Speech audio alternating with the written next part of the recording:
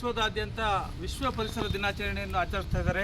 ವಿಶ್ವಸಂಸ್ಥೆಯವರು 1972ರಲ್ಲಿ ವಿಶ್ವದಲ್ಲಿ ಹವಾಮಾನ ವೈಪರೀತ್ಯಗಳಿಂದ ಅತಿಯಾದ ಬಿಸಿಲು, ಅತಿಯಾದ ಮಳೆ ಮತ್ತು ಮಳೆ ಬರದೇ ಇರತಕ್ಕಂಥದ್ದು, ಆಫ್ರಿಕಾದಂಥ ದಟ್ಟ ಕಾಡುಗಳು ಸಹ ಒಣಗ್ತಕ್ಕಂಥದ್ದು, ನೀರಿಗೆ ಕೊರತೆ ಉಂಟಾಗ್ತಿರ್ತಕ್ಕಂಥದ್ದು, ಇವನ್ನೆಲ್ಲ ಮನಗಂಡು ಮತ್ತು ಪ್ಲಾಸ್ಟಿಕ್ನ ಅವಾಂತರಗಳು ವಿಶ್ವ ಪರಿಸರ ದಿನಾಚರಣೆಯನ್ನು ಆಚರಿಸಬೇಕು ಅಂತೇಳಿ 1973 ಜೂನ್ 5ರಂದು ಪ್ರಾರಂಭ ಮಾಡಿದರು. ಅಲ್ಲಿಂದ ಇಲ್ಲಿವರೆಗೂ ನಿರಂತರವಾಗಿ ವಿಶ್ವ ಪರಿಸರ ದಿನಾಚರಣೆಯನ್ನು ಆಚರಿಸ್ತಾ ಇದ್ವಿ. 2023 ಪ್ಲಾಸ್ಟಿಕ್ ಮಾಲಿನ್ಯ ಮುಕ್ತ ವಿಶ್ವ ಮಾಡಬೇಕು ಅಂತಂದು ಹೇಳಿ ಮಾಡಿದರು. ಇರುವುದೊಂದೇ ಭೂಮಿ, ಈ ಭೂಮಿ ಬಿಟ್ಟರೆ ಮತ್ತೊಂದು ಭೂಮಿ ಇಲ್ಲ. ನಾವು ವಿಜ್ಞಾನಿಗಳು ಮಂಗಳ ಗ್ರಹಕ್ಕೆ ಹೋಗ್ತೀವಿ, ಅಲ್ಲಿ ಇದೆಲ್ಲ ಸಾಧ್ಯನೇ ಇಲ್ಲ. ಇರುವಂಥ ಭೂಮಿಯನ್ನು ನಾವು ಉಳಿಸ್ಕೊಳ್ಬೇಕಾದಂಥ ಅನಿವಾರ್ಯತೆ ಪ್ರತಿಯೊಬ್ಬನಿಗೂ ಇದೆ. ಈ ಭೂಮಿಯನ್ನೇನಾದರೂ ನಾಶ ಮಾಡಿದರೆ ನಮಗೆಲ್ಲೂ ಬದುಕೋದಕ್ಕೆ ಅವಕಾಶ ಇಲ್ಲ.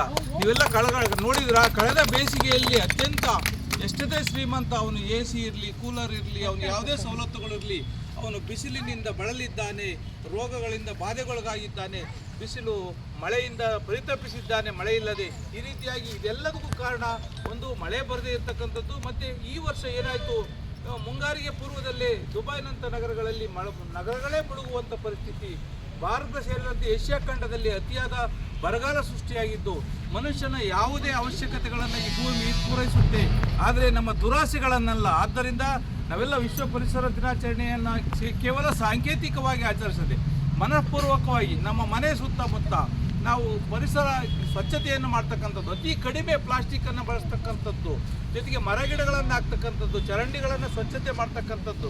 ಇವತ್ತು ನಮಗೆ ಸೌಲಭ್ಯಗಳು ತುಂಬ ಜಾಸ್ತಿ ಇದ್ದಾವೆ, ಆದರೆ ಮರಗಿಡಗಳ ಬಗ್ಗೆ, ಪರಿಸರಗಳ ಬಗ್ಗೆ ನಮ್ಮ ಮಾಹಿತಿ ಮತ್ತು ನಮ್ಮ ಜ್ಞಾನ ಕಡಿಮೆ ಆಗಿದೆ. ದಯವಿಟ್ಟು ಎಲ್ಲರಲ್ಲಿ ಕೈ ಮುಗಿದು ಬೀಳ್ತಾ ಇದ್ದೀವಿ. ಮರಗಿಡಗಳನ್ನೇ ಬೆಳೆಸಿ, ಪ್ಲಾಸ್ಟಿಕ್ಕನ್ನು ಕಡಿಮೆ ಬೆಳೆಸಿ. ಅದು ನಮ್ಮ ಮಕ್ಕಳಿಗೋಸ್ಕರ. ನಮ್ಮ ಮಕ್ಕಳಿಗೆ ನಾವು ಎಷ್ಟೇ ಆಸ್ತಿ ಮಾಡಿರ್ಬೋದು, ಆದರೆ ಆರೋಗ್ಯನೇ ಸರಿ ಇಲ್ಲ ಅಂದಾಗ ಅವ್ರು ಏನು ಮಾಡೋಕ್ಕೆ ಸಾಧ್ಯ ಇಲ್ಲ.